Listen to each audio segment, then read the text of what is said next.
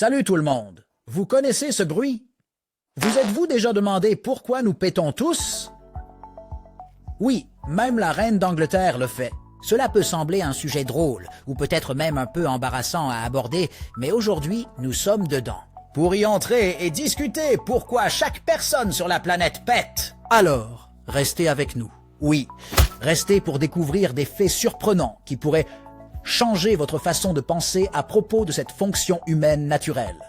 Allons au fond des choses. Au sens propre, je veux dire. D'accord.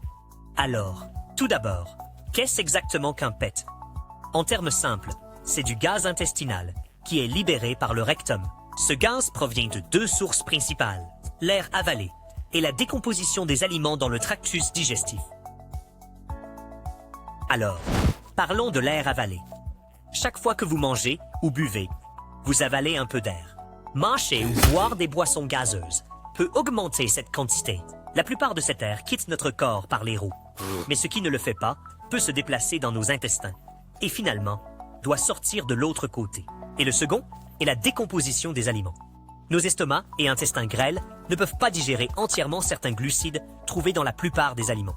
Quand ces morceaux non digérés arrivent dans le gros intestin, les bactéries se mettent au travail, fermentant ces glucides. Ce processus de fermentation produit des gaz comme l'hydrogène, le méthane et le dioxyde de carbone.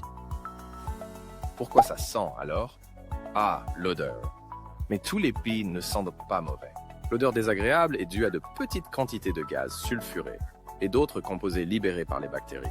Les aliments riches en soufre, comme le brocoli, les œufs et la viande, peuvent entraîner des pets plus malodorants. Savez-vous que Peter est en fait sain? Oui, c'est le signe d'une personne en bonne santé. C'est un signe que les bactéries dans votre intestin font leur travail en aidant à décomposer les glucides complexes. Peter souvent peut être gênant, mais lâcher un peu de gaz de temps en temps est un bon signe de santé digestive. Cependant, un excès de gaz peut parfois indiquer un problème diététique ou digestif. Détruisons un mythe pendant que nous y sommes.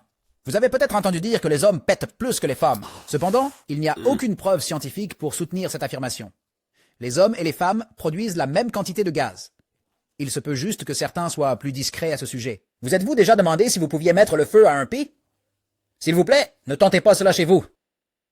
Même si techniquement c'est possible, parce que le méthane et l'hydrogène sont inflammables, c'est extrêmement risqué et définitivement pas recommandé. D'accord. Nous avons révélé pourquoi nous tous pétons. Il est clair que Peter est une partie naturelle et nécessaire de la biologie humaine. Laissez vos histoires ou toute question que vous avez sur la digestion humaine dans les commentaires ci-dessous.